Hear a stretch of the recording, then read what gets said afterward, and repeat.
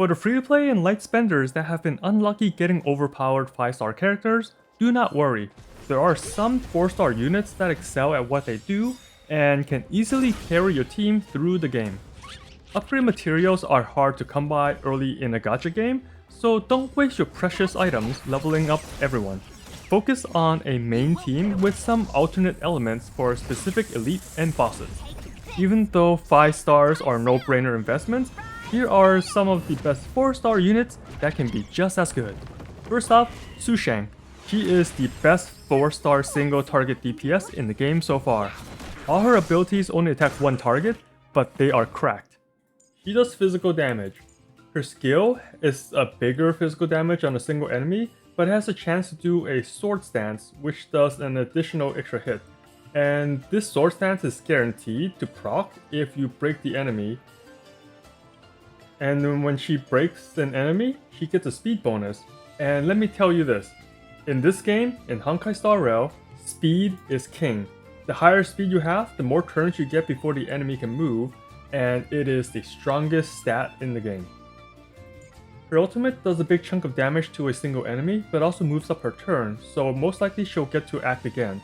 So the play here is to use Sushang's either attack or skill, then immediately ult, and then she'll get her turn back again before anyone else can act. And her ult also boosts her attack, so it makes her even stronger later on. And her Eidolons are also pretty good.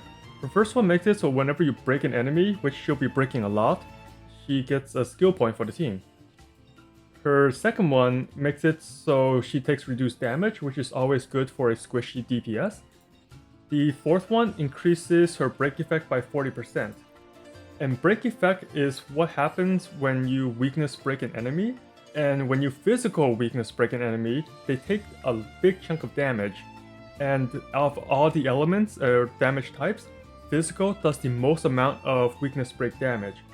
Ice freezes them and doesn't really do much damage, and the others does a smaller amount or dot, but physical does the biggest single hit. And having higher break effect will also increase the damage of that hit. And her 6th Eidolon makes her speed boost stackable, and she also gets a speed boost when battle starts. And as I said earlier, speed is king. This can let her attack a lot of times before the enemy can act. Her traces also synergize pretty well. This one here reduces her chance to get attacked, which is once again good for squishy DPS. This one makes it so every time she triggers the sword stance extra proc, it does increased damage up to 20%. And the third one is I think her best one. Whenever she does her normal or skill, and there's an enemy that's broken on the board, she will advance her speed even more, and when an enemy has weakness broken, they have less defense, so she can do extra damage even more times against weakened enemies. There are some good light cones on her, and most characters have their specialized ones that's a 4-star, and her 4-star works very well. It makes it so every time she does damage to the same target, she gets a damage increase. Damage increase, not attack boost, so it's even stronger. This effect does reset when she changes targets, so that's why she's a very good bosser. Stick her to the boss, have her build up a couple stacks, and she'll shred the boss in no time. And the stacking damage goes up every time she hits the enemy, not every time she does an attack or skill. And since her skill does 2 to 3 hits every time you use it, this damage stack will max out within 2 to 3 turns. And in the early game, you get a nice 4-piece relic set for her. This one increases physical damage by 10% with the 2-piece, which she does physical, so very good. And the 4-piece increases her attack every time she hits an enemy, and that stacks up really fast along with the light cone that she has. To get the relic set, go to Boulder Town in the Ice Planet and buy it from the shop. So here's a relic set right here. It costs 100 coins per piece, but I already spent over 2,000 coins on the shop, so 400 coins is nothing. And this set is not just good for Sushang, it's good for any physical damage dealer. And there's no reason to hold off on spending coins. You should just buy the materials as you get them, since you get extra rewards for spending coins in the shop. Next up is Natasha. Why Natasha? Because she's the only healer in the game besides Bailu, who is a 5-star. Natasha's heals will be precious to any team, and everyone gets a free copy of Natasha just by doing some of the main story quests. Her abilities are what you expect for a decent healer. Her skill heals a single target but also applies a hot for 2 turns. Her talent makes it so allies under 30% gets healed extra, and her ultimate is just a quick party heal for everyone. Her Eidolons and traces does increase her healing potential a lot. The first Eidolon makes it so whenever she takes damage and gets to low health, she gets this big self-healing that will put her back in the fight. Trust me, this will definitely save you a couple times. Her second Eidolon makes her ultimate a heal over time, so extra healing, which is nice. Her fourth Eidolon increases her energy every time she gets attacked, so the more you get hit, the more times you have it heal. The sixth one is not that useful, it just makes her do more damage with her normal attacks. Don't worry too much about it. And for the traces, they're all pretty good. You have your generic one that increases healing output. A very good one here is whenever she heals someone with her skill, it removes the debuff, and buffs and debuffs are also pretty strong in this game. And the last passive makes it so her heal over time increases for 1 extra turn, which is very nice, more healing. And the relic is very easy. There's just one set for her, which is a healing set. It increases outgoing healing and also gives you an extra skill point at the start of battle. Pretty good support. Her light cones are pretty flexible as well. She's not really restricted.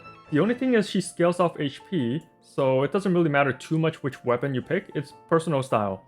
For a 3-star, the best one is probably this one here that increases her healing from her skill and out. This one here increases the energy for a random ally every time it's Natasha's turn, which is pretty helpful as a support. And this one here is also pretty decent. It increases her healing by a little bit, and every time she uses a skill, all allies regenerate 2 energy.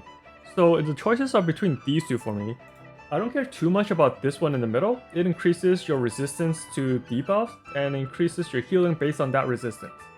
Not much else to say for Natasha. You pretty much heal allies that's a little bit injured, and just save that ult for emergencies only. The next 4-star is Asta. She is actually very strong later on after you get a little bit of constellations, and here's why she's special. Her main skill is her little passive here, where she gains a stack of charging every time she hits a different enemy, and 2 stacks if they have a fire weakness.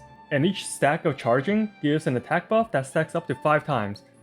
And to balance this OP attack buff to all your allies, her charging stack decreases by 3 at the start of every turn.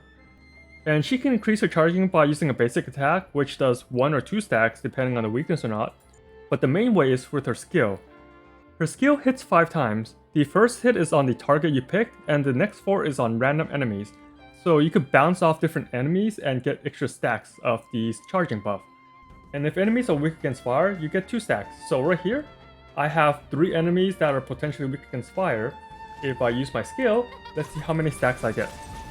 So it looks like I got 5 stacks. I can hit these 2 enemies here that has fire weakness, so that's 4 stacks. And I hit this little bat here for the 5th stack. So besides the attack buff that she gives to everyone, she also gives a very important speed buff with her ultimate. And as I said, speed is king. So how do we keep more stacks at a time? Well, that's where her Eidolons come in. Her last Eidolon reduces the stacks from -3 to -2 each turn, so you can sustain it a lot easier. Her first Eidolon also increases the chance of getting more stacks by making her 5-hit skill into a 6-hit skill. And her Eidolon 2 helps a lot as well. Every time she uses her ultimate, Asta's charging stack does not go down the next time it's her turn. So the best time to use her ultimate is when you have 5 stacks. You get a nice juicy attack buff, but also you get a speed buff from her ultimate that increases speed for everyone. And as I mentioned earlier, speed is king in Honkai Star Rail. Her traces is a little on the sadder side. It doesn't do too much for a support. The light cones are similar, it doesn't help out too much, but I do like this one here, which is 3 stars and everyone can get easy copies of this. It increases the attack of all allies at the start of battle, and this is pretty much a nice permabuff for your team. If you don't like the attack buff on your team, you can always go with this one that increases more energy for her whenever she attacks or gets hit, so she can ult more often and keep her charges more often. And here's another reason to bring Asta along. Against enemies that's weak against fire, she has very strong break potential. Since her skill attacks multiple times, it actually does more break than what you see here. So you can see the break is about this far. I'm going to keep my cursor here so you can see it. If I'm going to use her skill, it's going to attack many times. And look at that, the preview for the break bar was about here because the preview only counts for one attack. But since all her random attacks hit the same target, it did so much more break damage. Asta does seem kind of weak at the start, but once you get her Eidolon 2, it becomes very easy to maintain her charges, so you get a constant attack and speed buff for your entire team. The last 4-star I want to talk about is Pela. He is a very good debuffer, and there's not many debuffers in the game. Not only does her ultimate make the enemy lose defense for 2 turns, her skill also removes the buffs on enemies, and sometimes the buffs are very strong on bosses and you want to get rid of those. So you just saw this enemy cast Mania, which is a very strong buff. It increases attack by 20% and speed by 100, which is basically doubling the speed. So having Pela is super good since she's one of the only debuffers. I can use her skill and that will remove one of the abilities. And lucky for me, I removed the Mania buff. Now this boss is pretty easy. And a good build for her is to get more energy regen so she can use her ult even more. And that's where her other abilities come in play. Her talent makes it so whenever an enemy is debuffed, she gets 5 extra energy. And then there's her Eidolons. Her Eidolon 1 gives her energy whenever she defeats an enemy. That's not going to happen often since she won't be doing damage. She's okay at damage, but not really enough to finish off enemies all the time. And her Eidolon 2 increases her speed every time she uses her skill, which is very important. The more speed you have, the more turns you can take to build up energy. And Pela has actually a very high base speed of 105. Her speed is only second to characters in the Hunt path. Her other Eidolons increase this damage either for your team's other ice members or personal damage, and similar to some of her traces. This one increases her damage to debuff enemies, and also more damage the next time she attacks. But the important passive is this one here. This passive here increases everyone's effect hit rate, which is your chance to apply debuff, including freezing enemies and all the other good stuff. And for the light cones, there isn't that many tailored towards her. A lot of the stuff is more damage that she doesn't really need. So I like to use this one here that increases the effect hit rate for the first 3 turns. This is one of the better support light cones, since all the other nihility ones increases personal damage to debuff enemies instead. And the reason why you want a good effect hit rate at the beginning is because of her technique. Her on-field ability is an attack, and it has a chance to decrease all enemy defenses for 2 turns. So with extra effect hit rate, this is almost guaranteed and you can steamroll at the start of the battle. So Pela's technique is the big satellite beam that hits pretty far. So I'm just going to use it on the boss to engage, and we can get a nice debuff on the start. Debuff reduction right there. So those are, in my opinion, the best 4-star characters at launch for Honkai Star Rail. Let me know if you agree or disagree with these choices. I am curious to know which characters you are enjoying the most so far. Thanks for watching this semi-detailed video, and as always, have fun out there, Trailblazer.